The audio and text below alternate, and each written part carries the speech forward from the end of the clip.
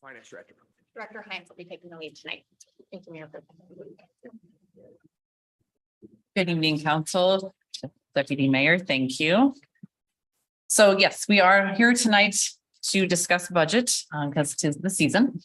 And so we had talked back in August at a study session. We went through the toolbox options, went through some forecasts. There were some council questions and some follow-up that was asked for at that time, and that we would be bringing back some additional information and having another discussion to keep working through the toolbox options to come up with council direction for balancing the 2024 budget. So in the packet, we had provided some of what that additional follow-up information was. So there was a question about brick and mortar businesses located in the city limits, and we estimated that to be about 273, and that wasn't necessarily counting the home occupations. That was just kind of storefront type businesses. We also looked at some different thresholds on the B&O tax. So the model ordinance was the 20,000 minimum. Businesses with gross receipts of 20,000 or less would be exempt from paying the tax. Many cities do have that as reflected in the B&O tax rate PDF that was included in your packet again. But there's also, you can see there's other cities that have much higher thresholds, and it all just depends on what works for the city, that particular city. So we included a table in the packet memo that showed at different threshold levels the amount of tax that a business would owe at differing gross revenue amounts. You could see at a 15,000 gross revenue, no B&O tax because it's below that 20. At a 25,000 gross revenue, because the 20,000 is the minimum, if that was our threshold, they would only owe on the $5,000 of gross revenue. So they would only basically owe $5 worth of tax. And it goes up and obviously graduates out. So a business, as the higher the threshold is, then it takes longer to get to the point of owing a tax. So a business that maybe 115,000, they're going to pay the tax at the 20, at the 50. And then if you cut it at 100,000 threshold, then that would only then require $15 after that. So those were some threshold and gross revenue scenarios. But generally, the 0.1% tax would generate about $100 worth of tax owed for every 100,000 in gross revenue. That's not necessarily accounting for the threshold. That's just saying the math of it. So that would give you an idea of if you wanted to put a threshold at a certain amount, how much tax that would be required of the different businesses. So we wanted to provide that to you as backup and additional follow-up information. Before we move into the forecast, does council have questions about that or want to discuss the B&O at this point before we moved into some of the scenarios for the forecasts? Or just want to move into the scenarios? I just want to Whichever state pleasure. by saying that I believe the last time we met, and I believe the city administrator cleared it up via an email afterwards, the verbiage was 1% to 2%, not 0.1% to 0.2%. Correct. So that could have been shocking to the conscience of those who had the information before they came here. Correct. It was It's- correct in the materials. Yes, it was just had been stated. Correct. Yes, so this 0.1 is a to whole 0.2. different ball game. Well, it is and it isn't. It's still a tax. I prefer we just talk about our options, the B&O tax as one of the alternatives, and you've got Mhm. that as Okay. something for us to discuss later. Mhm. I'm just not sold on any B&O tax. I'll just say that right now. Because of what's going on in our community and because of what our neighboring things are doing. And, I still think it's misleading for us to have a chart of what the surrounding communities are charging and leaving off all the ones that aren't charging anything. Because this list would have 12 to 20 more cities on it if we had the zeros in there That is a comprehensive list of all cities in Washington state that charge a No, B&O tax. that have a B&O B&O tax. tax. Period. That's what I'm Yeah, saying. so It's 203. misleading to say that this is what our neighboring communities are charging because Ording, Bonnie Lake, South Prairie, Carbonado, everybody around us has zero. So Yeah. if you're gonna give us a list of what our surrounding communities are charging, We need the zeros in there. Sure, apologies, Councilmember Tremblay. This is certainly not meant to be a reflection of our neighboring communities but or it's even Pierce misleading. County. It's misleading Okay, to somebody that looks at this and says, oh, everybody's charging at least 1/10%. mhm, Not true, mhm. because you're No. missing. And this is, Certainly. this. How many are there that don't charge? Well, There's so- 203. 203. 83 cities, right? No, There's 203 cities. in there's only Washington. 49 that charge a B and O. So this So is a Yeah, chart so- put out by the So- Department so of now we're Revenue. Starting with, 25% charge. Mhm. Yep. Correct. And I'm saying we don't want to be one of that 25%. This chart is produced by the Department of Revenue. And so it was just Yeah. to give you an idea for the cities that do charge where But they're it's, at. it's not clear that way because it says local business and occupation tax rates. Right, because compared to the state, because the state charges all businesses in the state a B and O tax. So the state refers to the city taxes as local, Yeah. meaning a local level versus a state level. And so, I'm just saying. Understood. The It's- chart is misleading because there's 49 cities missing on the list. Hopefully, and we haven't gotten to to this portion yet, but the property tax rate comparison in Pierce County cities, we did include the BNO tax assessments in here as well, just indicated via an asterisk. Anyway, And you can see that there are few in Pierce County that do have or assess a BNO tax. The Right. ones that do are those that are typically having a lower property tax rate, but that might be a better chart to reflect Okay. what you're asking. Any other council comments regarding, before we move on from this to others? I have lots of things, but I'd like to hear everything and then just discuss when we're Sure. done. I think like Go just to- hear Yep. Go everything to our and then we can, Agreed. talk about the dive in. options. Sounds great. yeah. Okay, well, let's dive into the forecasts then. I'm just going, I want to go through and give a summary. So they were all, there's a summary in the memo and then the charts with the tables are all provided as well.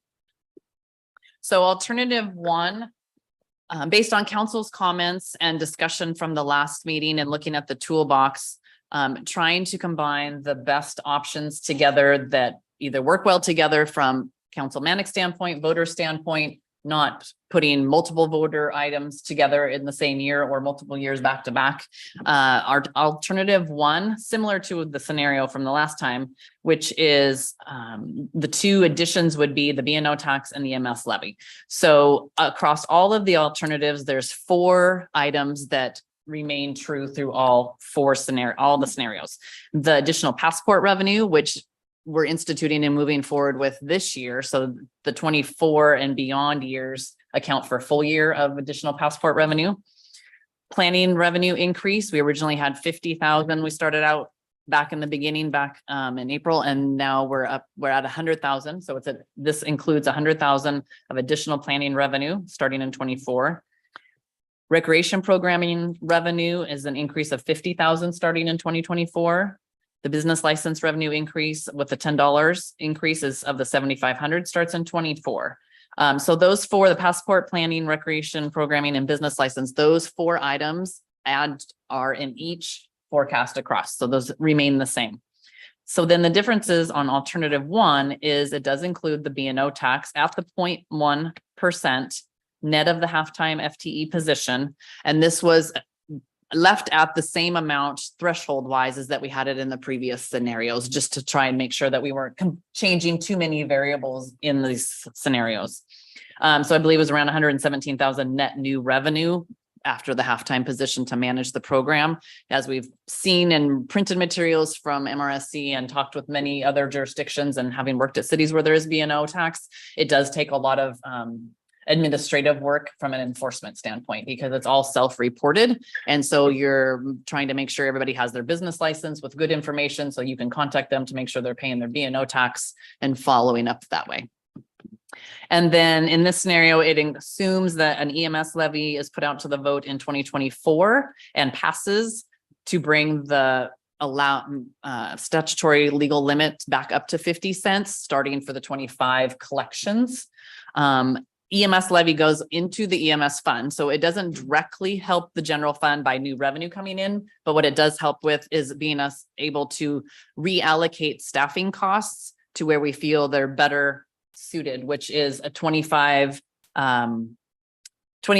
in the general fund for fire and 75% in EMS. So it shifts the costs over with the EMS levy being able to then afford that. Right now, we are at a, we're at a 60-40. And the EMS levy then would allow, it to go to the 25-75, as well as add a new firefighter EMT also with the 25-75 split. So there's some additional cost to the general fund, but there's more savings than not.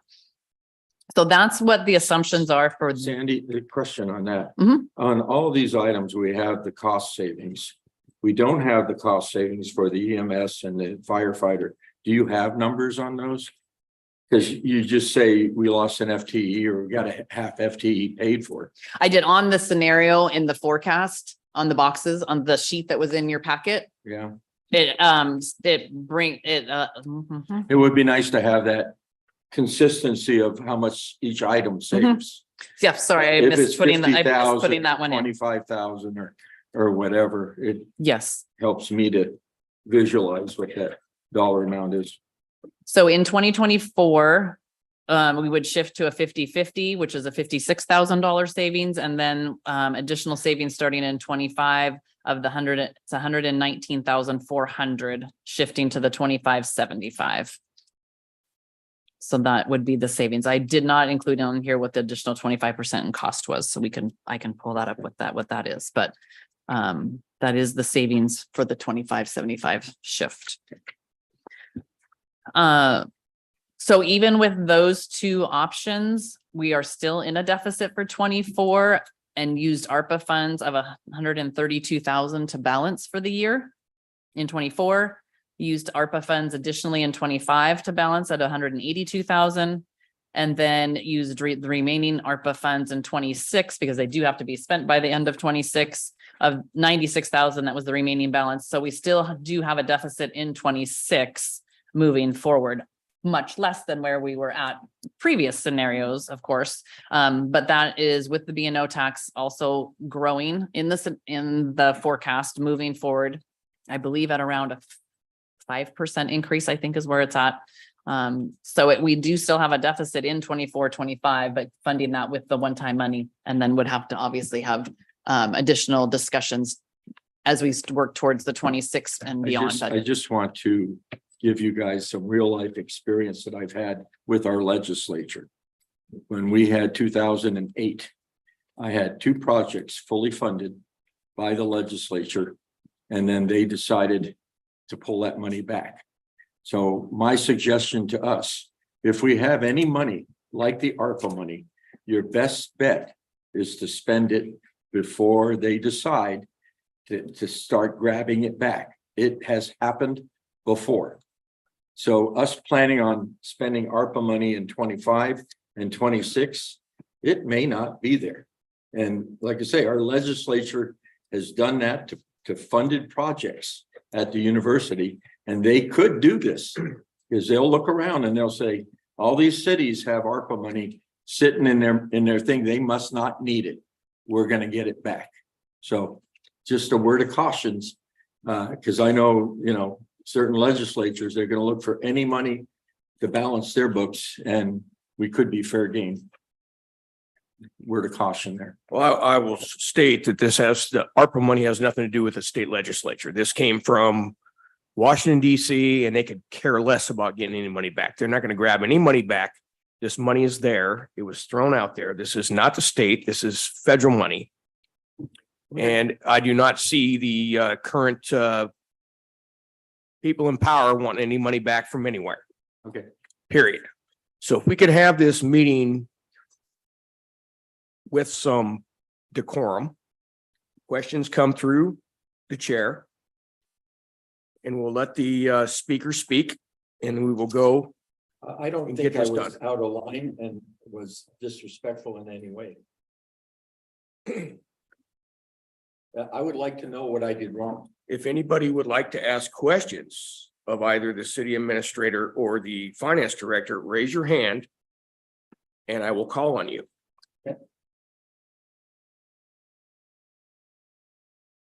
Director Hines, please. Thank you.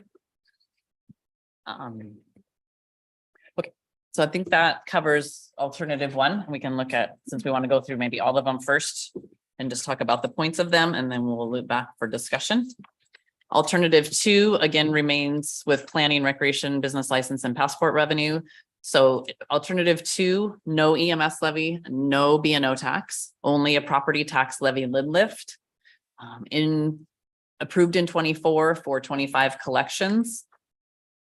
I set so 24 would be balanced because there'd be no new revenue in 24. We would balance the whole year, the 307,000 deficit in 24 with all ARPA money. That leaves a little bit of ARPA remaining after 24. Council could use that for original plan projects, other than, recovery. And so the property tax levy lid lift, in order to balance the 25 budget and going forward, needed 454,000 was the deficit then in 25. And to cover that deficit with a property tax levy lid lift would be a 46 cent increase over where we're at now. So we're at $1.14 on our regular levy. And to generate based on using the 2023 AV, again, 24 AV will change. So that 46 cents can go up, could go down based on obviously how math is with the AV changes. But based on the current AV of 23, you would need 46 cents to be able to balance 25 at 454,000. And so, so what we provided, one of the new handouts I gave you that has the yellow highlight on it was just the toolbox updated to recognize that 454,000 for the 46 cent increase. And then looking at what it would cost a homeowner of a $500,000 house. Not to say that that's necessarily what the average is per se. We haven't dug into what the official average is for the city, but given that seemed reasonable, the 46 cent increase would be an additional $230 for the year in property tax towards this for the city. Does that make sense? Okay. So we wanted to give an idea of how much, what is 46 cents look like from a dollar standpoint. And then we also provided the chart comparing Yes. city of Buckley with other cities in Pierce County with property tax rate comparison. Sandy did a great job of comparing apples to apples, oranges to oranges by looking at all of the services that we provide across the board. So looking at not just general services, but also other things that maybe we don't assess a tax for right now. For example, park services, as well as fire protection. And so this isn't encompassing all of the other taxes that maybe some of these other cities are collecting, but compared to what we are collecting, this is a great representation. And you can see that the city of Buckley currently assesses comprehensively, we're at $1.43 and some change, which puts us pretty low. We're number 5 out of all other cities in Pierce County. 2 of those that are lower than us do assess a B&O tax, and the other 2 are our neighbors, Wilkeson and Carbonado, who we do provide some services in support of. So if we were to increase and go to the voters for an increase of 46 cents, it would bring us up closer to that Edgewood, Bonnie Lake limit. Assuming that it was approved by the voters. Yes. So, and just to follow up what City Administrator Brunel said is I wanted to look at, if we just looked at regular levy, our regular levy covers our fire service other than EMS, right? So we have the regular levy for fire, EMS covers EMS. But a lot of cities, as you can see, have a fire protection district. So there's a lot of cities that are in the East Pierce, West Pierce, and Central Pierce that they, annex to those. And when you annex to a fire district or a protection district like that, you lose part of your property tax, and you lose it out of your regular levy, and you have the other levy that goes with it. So I wanted to make sure we included that. So when we were looking at what is the other cities, charge for the same services. Now, obviously ours is not a fully professional paid fire service, but just looking at providing fire and EMS versus fire and EMS and how the different ways that those cities then fund that. And again, we provide park services out of our regular levy. 2 other cities have a park levy, the 2 highest ones, Gig Harbor and Tacoma. Most people know Tacoma doesn't even provide the service. It's through Metropolitan Park District. So, but so wanted to look at just trying to look at what services we provide and what funding mechanisms other cities that provide those same services, then how they do it. And as she stated, this is not the full, it's not even necessarily we have one additional piece on our levy, which is the bond piece of our levy, but I didn't include that because it's a special levy for the fire station bond. It goes away. And so other cities have some similar things and those kind of got excluded. I was trying to do the best apples to apples comparison. So this obviously doesn't account for the state fund, the, port district, library districts. It doesn't account for any of those because those are taxes our citizens pay for sure, but it's not the services we provide. So only looking at the services we provide and trying to do that comparison. So interesting picture and story to see that I knew we were low, but surprising that we were even that low. Any questions on the chart or anything about the property tax levy lid lift before we move on to the next one? Okay, I got a comment yes, and it may elicit some discussion. Looking at, again, we are all property owners, or I believe in the city of Buckley. If we're not property owners, then somebody owns our property and they're paying the property taxes. What we're talking about here, scratching out some quick math on the $500,000 home. And I realized that we have properties that are, fluctuate on either side of that. At 500,000, it's less than $10 a month. And we're talking about that, spreading that out to the entire community of Buckley, rather than the 273 going on the other route on the 273 businesses that are here. I mean, that's to put it in perspective. That's my quick high school graduate math.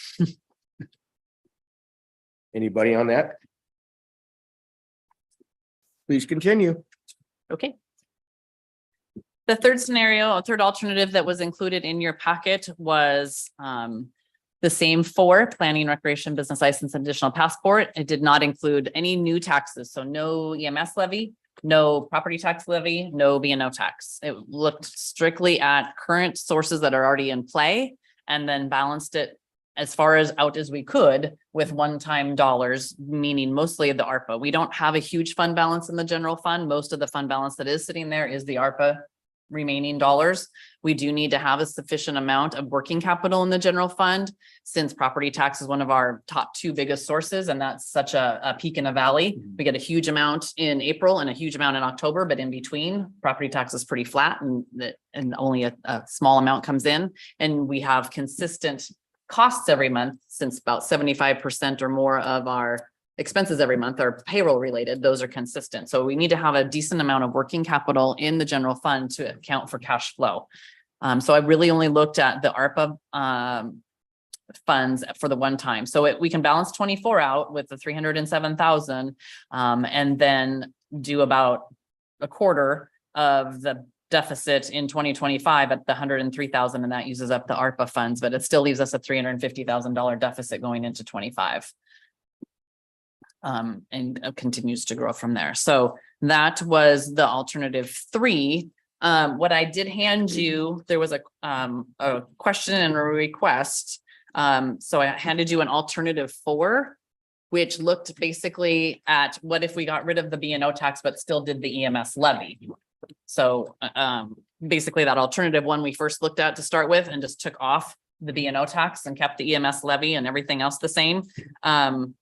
We balanced 24 with 248,000 of ARPA, and then a little over half of the 25 deficit with ARPA money, 162,000. So we still have a remaining deficit of 143,000 in 25 and growing forward. So the EMS levy helps some on its own, but because it's mostly for EMS and just helps with a little bit of cost shifting, it doesn't help us balance out very far. But that was a question that had come up and to see if we got rid of the B&O tax, what that would do. Councilmember Green. Yes, so just for transparency for the council, I asked for that and then wanted to see what that would look like if we focused on, getting the EMS levy passed for the next cycle and then worrying about potentially the property tax levy down the road. So thank you so much for throwing this together at the last minute. I know this is a really last minute request. Thank you for getting it ready for tonight. You're welcome. So those are the alternatives. Again, we tried to mix the toolbox options.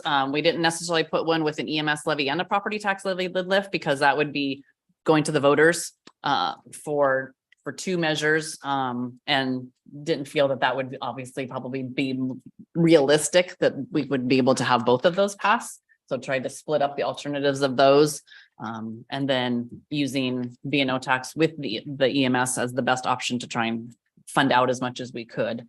But recognizing we know there's, some concern and hesitation to do that. So that's provided the other ones with just the property tax or no new taxes and how far we can balance out. So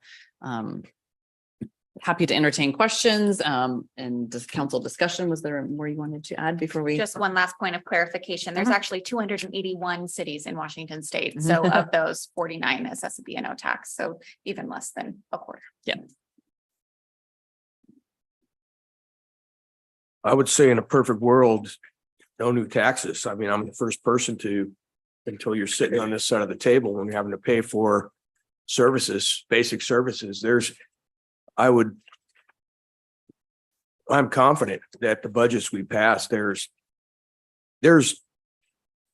money is used for good, for provide services, whether that is streets and roads, public utilities, public safety, firefighter, fire service, law enforcement, parks. And here we are. I mean, the projected budget is projecting out what costs are going to be. Costs are going up. Everybody knows that costs are up. And either we cut services, or we have to ask for more money. And I believe that we could show that where this money spent by doing some type of dashboard, some analytics, some things that could show that the public could look at to show where their dollars are going. They have every right to know where their dollars are going and how they're being spent. In a perfect world, we wouldn't have to do anything. So for me, looking at alternative 3 is probably the best for now, but that's kicking the can down the road a little bit. It solves our 2024 problem and gets us about 25% into the 2025 problem. And right now, with this inflation that we've been suffering through for 2+ years, and everybody's got pain at the pump because of the policies of this governor and the legislature who has passed it, $1.29 more a gallon on average than any other state. The last thing we want to do is ask for anybody to pay anymore right now. That's the way I look at it.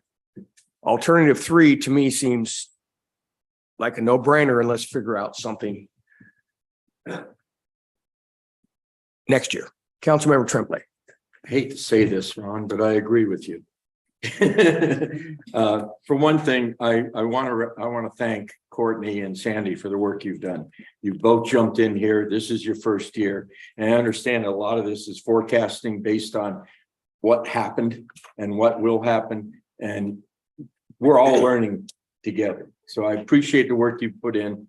And I think, to me, the only alternative that we should look at this point in time is alternative 3, because it doesn't go out and ask for money. We have a year to really look at, what reduction in services could we live with, what we can do with staff, and really make a decision in the next year as we approach 2025. Yeah, we're going to have to go out, and it may be that we have to ask for more. It may be that we can make it work.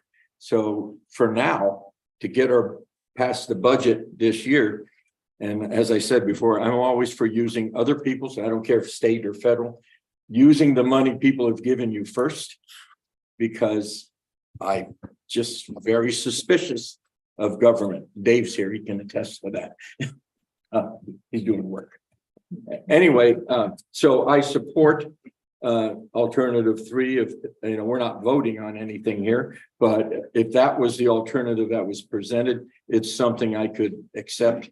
I cannot see a B&O tax at this point in time with us trying to grow commerce and us growing. And I do think, and I strongly feel that our developers need to pay their way, and most of them are willing to do that. And matter of fact, I've heard it from several developers, they'd pay more if we'd expedite the permits. So, that's a discussion that we need to have with the developers. And you combine that with the housing action plan and what we're doing to grow sensibly. To me, alternative 3 is the one we should be looking at. Councilmember Green. So I support alternative 4, not because I requested it at like 3 o'clock today, but it was late. My God. I primed the conversation before, but I like you both, I don't support the B&O tax. I don't think it's good. I think it's bad optics and bad policy since we've been making progress on, setting our businesses up for success. So I think that, having a B&O tax of any percentage or point of percentage would be bad news right now. But the one thing that alternative 3 lacks is the EMS levy. Like our fire department is slammed, like really slammed. It's not uncommon to have 3 calls pop off at one time. It's becoming pretty much a standard lately. We're growing, our neighbors are growing, and they need the support. Most of the calls are EMS driven. If we can get another body in there or some kind of support for that, that would go a long way. And I don't think it'd go far enough, but it's a start. With the EMS levy, that's giving it to the voters. They decide. We give them the option, we make the case for it, and ultimately they decide. But I think that's got to be on the table. The more we grow, the more we need that support. It's for the best for everyone in the community. So alternative 4 for me. May I have a copy of alternative 4? I never got it. Yeah, you should have received one with the attached to the yellow highlighted sheet. Look at the very top of the chart. Does it say on the very top? No, not the yellow highlighted, one you're but holding. the one in your left hand. Left hand. My apologies. I do have it. Thank you. Yep. Just make sure I got both papers passed out.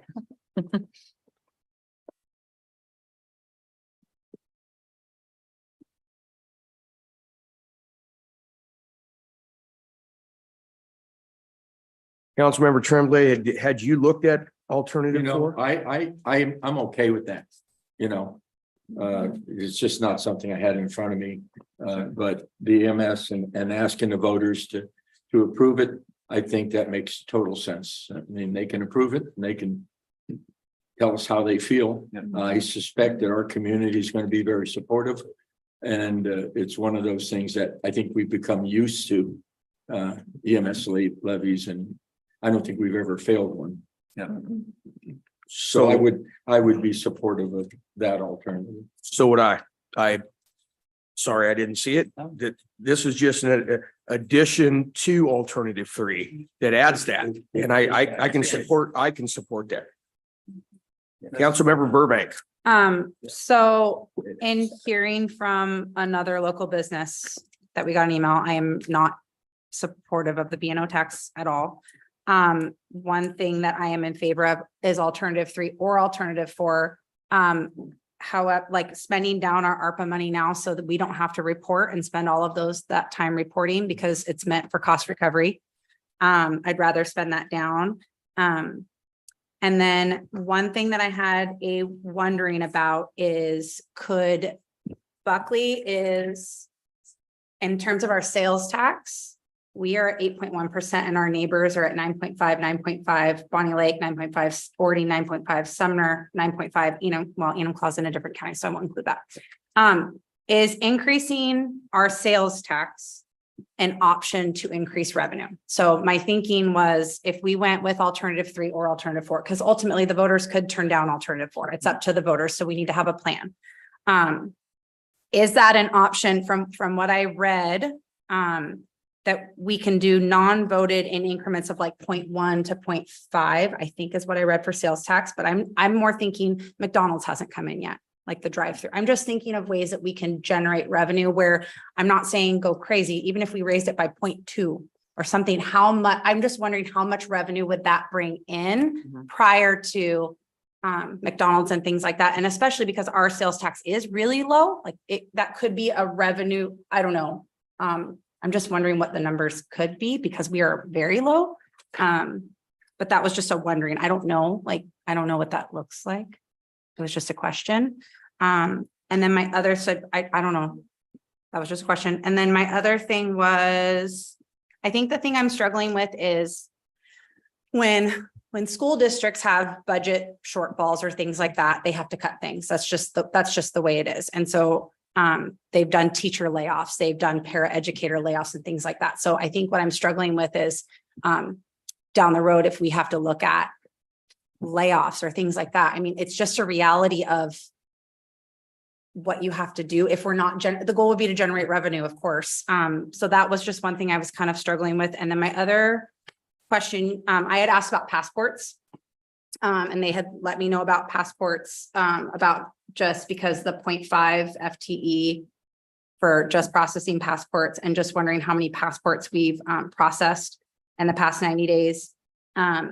And so of the $50, because $50 total, correct, for passports, 35, but then 15 per picture. So I guess my wondering is which what we just did our first one today. okay, so what part is the city actually getting in revenue of the passports? And if you don't have that, $35. we get 35. That's it. Flat $35 per Okay. per passport. And then if someone chooses to do photos, now that we just started that today, like I said, we just did our first one today, it'll be $15 for the photos. And that's So, all, so if they did, that all goes to us. Okay. So if they did the fee and the photo, then it would be $50 to the city. okay, Yes, but just the passport processing is a $35 flat fee. okay. And I saw like, Ms. Brunel or city administrator had said, June it was 37, July it was 47, August it was 66, right? It's going up. I think my only concern is, will we reach a spot where passports, it isn't a crazy rush. And then we have this halftime FTE where we're in a deficit and then we're paying somebody. I don't know how to word this correctly. Is the passport person a union person or are they just somebody? Okay. I don't know. I'm just sorry. Is that? It's not that. It would be, yeah, it wouldn't be, Okay. it, because the hours are less than half. 'cause Yeah. I believe a port for it wouldn't be a union position. Okay. I think I'm just thinking long-term of revenue and that's why I asked about sales tax, Mhm. 'cause, but So I can check into how much Okay. that would generate. I want to say off the top of my head, I think we could only do 0.1%. a 0.1% without having to go to the vote. what I read on I have to MRSC double was it check. said non-voted increments of 0.1 to 0.5. Okay. So I'll But then check my into other that. question, I couldn't find the answer was how often can council do you know what I mean? Right, yeah. Could you do 0.1 every year type Well, of thing yeah, or and something? that's, Right, no. but just trying to think before McDonald's, before, Yeah. Because then Of- there's the of- additional 0.1 for public safety as well. Mhm, there is an additional 0.1 that we, for the public voters. safety, but that's, Okay. that one is on the toolkit, I believe. Right? Yes, it's number one on the tool. Okay. Oh, yeah, Those- the public safety sales tax, but that one is voter approved. So any And additional. that one's specifically for using it for. And that's why I asked about just sales Just tax. general. Because we could, Yes. yeah, okay, So I can check into that and see what that will generate. okay, sure. Got a quick question. If I remember correctly, we discussed the passport situation last council or last study session, and I believe the plan was to market the fact because a lot of people have to go, to Tacoma or to Seattle. And if they don't have to leave, we could have people on this plateau or maybe a little farther out. It's more convenient to come here to get their passport. Well, you can imagine they come get their passport, they're probably going to stop and grab something to eat or whatever. And if we can market it that way, it could be a service that other municipalities don't deliver. Councilmember Tremblay. I agree with you, and I did a little research to get a passport, and the website led me right to Ording. And Ording provides the service, and so it's one of those that we're gonna have competition. We have to be competitively priced, and that's why I would suggest, first of all, if I'm going out for an increase in taxes, I'm going out for a cure-all. And I'm gonna get static. If it's 1% or 0.1% or 5%, you're gonna get the same amount of pushback. Because people don't think in terms of how much it's you're raising my taxes. So that would be my caution on the tax thing. On the other one, we have a year to see how it works. If we're competitive, and we can make a profit and, be reasonably priced and provide a service and draw people into town. It's a no-brainer to me, as long as the person is paid for out of those funds. Mhm. But we will have competition. Yes. There's always going to be competition. Just a note for clarification, the $35 fee we charge is the same. It's set by the federal government. So we don't choose what we charge. It's just the photos, right? Because Yeah. we talked about that. The last photo, time. right, and we picked the 15 because that is about the average of Yeah. what you would go pay at So it's going Walgreens to or be a whatever. convenience Right. question. It's that, yeah. So the 35 we can't raise though, that is set and that would be the same as what Ording and every other passport acceptance agency would charge. So we're on the level playing ground for that, from that standpoint. And my thinking on sales tax honestly was, it's not a B&O tax. It's not property tax. And we are so low in Buckley and we have a lot of people that pass through Buckley.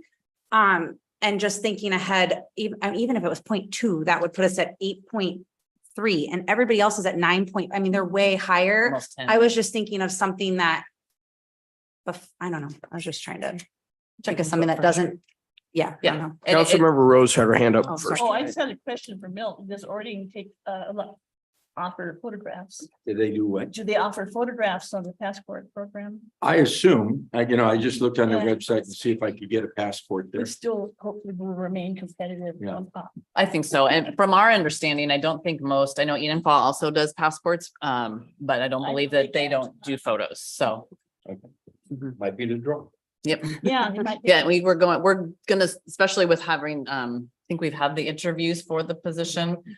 We will start marketing much heavier on social media and those things to be able to. Finished all those materials today. Yeah, we so- were working on that today to get some fancy, nice marketing materials out. So, Councilmember Green. I just want to say, I agree with you that, having them come to town, get the passports will, they'll probably want to stop and get something to eat, and we have better food than Ording, so I don't think there's competition.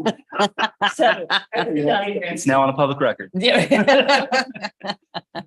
the photos and. good- So what I was hoping to get tonight, council, is a consensus that we can nod to city staff. We're sitting here on the 5th of September.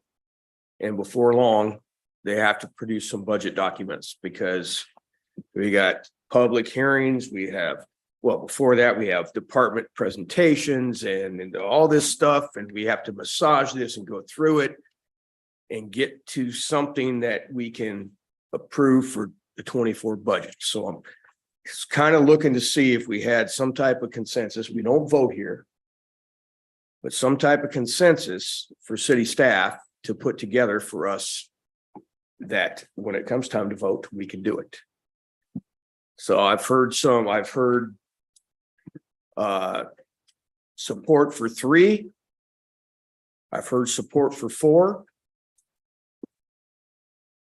After some of us read 4. So I guess I'll start with, I don't know, Councilmember Rose. I volunteer my approval or encouragement for 4. I think that's the one that I thought was best. Okay, we'll start with that. We're not voting. No, we're. So I would suggest that the staff draws up for our next meeting for us to discuss and vote on alternative 4. And then if we go away from here tonight and we find some flaws, then we can talk to Courtney and Sandy and maybe change the resolution in some way. But I think if we start with that, we can probably get to where we need to go. Councilmember Rose. And I was on council or going to try to be on council at the time when we voted not to dismantle the B&O tax. Were you on council at that time? When you did what? When we disbanded, we eliminated the B&O tax. Well, we did that tonight too. Yes, but I mean. Previously. Oh, back in Repealed the it. old day, no. Peeled it back. No, the only thing, and if I can interject one other comment, I have heard from some of our businesses that the sales tax, it being a little bit lower, the lower it can be, the better it is. I know for a fact that Arrow Lumber uses our generation point. Yep. Because the sales tax, and they pass that on to their customers. Yes. So if it's 10 cents less, it's 10 cents less to use our address than the Puyallup address for a large order. But anyway, I'm going to finish by saying that at the time, we were all the council members were encouraged and praised for eliminating it. The owners, the business owners were very pleased at the time. That was a long time ago. Well, I think we heard at the last meeting and we received some written correspondence that said that they didn't want it. And I understand it. And we had, looking at the number of brick and mortar businesses that are here versus how many people who live here and receive services, it only makes sense to make sure that everybody pays their fair share, whatever that looks like. And not just a certain portion of people here. And that includes me. Any other comments? Oh, are you, what is your nodding for the alternative for Councilmember Burbank? Four's fine, yeah. Councilmember, okay. I think we have a consensus of those here, city administrator, that we would like to see 4 drafted. And then we'll take the more formal steps down the road. For a process perspective, we do not need an official vote. This is just simply how we present the budget document. And then your vote will be approval of the budget document. Yes, this is the direction Direction for us to bring it back Yes. balance, how you want us to balance. Thank you, council. So the next item is council comments. So go around the table if anybody has anything that doesn't have to be related to this. Councilmember Arsanto. In our transportation and utilities meeting, we talked about crosswalks down Park Avenue. And what was the reasoning back when we were painting crosswalks, we decided not to do it? We have received some concerns from the school district that putting a crosswalk along Park Avenue right now without it being signalized would create a false sense of security for the students crossing. A signalized crosswalk at that location would be about $40,000. And so our plan was to apply for a Safe Routes to School grant, and we are in regular communication with the school district in order to apply for that grant. It's on a every other year funding cycle. So it was last cycle was 2022, next cycle will be 2024. And in order for us to be eligible for that, we will partner with the school district and we will likely be the applicants. And if we are able to move it forward sooner, we could partner with the school district through your capital funding. And we could potentially install that sooner without the grant, but the soonest we would be able to do it with the grant would be 2024. We were prepared to install the crosswalk. Those ramps are ADA accessible. We made those improvements on Park, and then we held off out of that concern because we didn't want to create that false sense of security for the kiddos that are crossing the street in the dark. So with the sign that we approved, it collects data, right? It tells you the time of day people are speeding. Yes. Is there a way of running an emphasis for like zero tolerance with the cops where they sit for?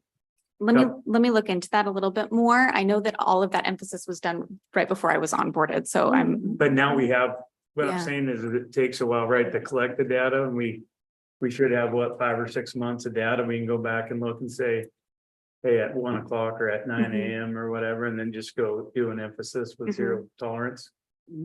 It's good, yeah. Yeah, that was a subject on local Facebook recently, and it's unfortunate that the kids in town that have to get on the bus, that's where they have to go. And I agree with city administrator giving a false sense of safety without being able to do it the same way. We just need to do it right, I believe. Any other comments? I have one. Councilmember Tremblay. Thank you, crew. Jefferson Street is open. I noticed that today, so we made good on our promise to reopen it.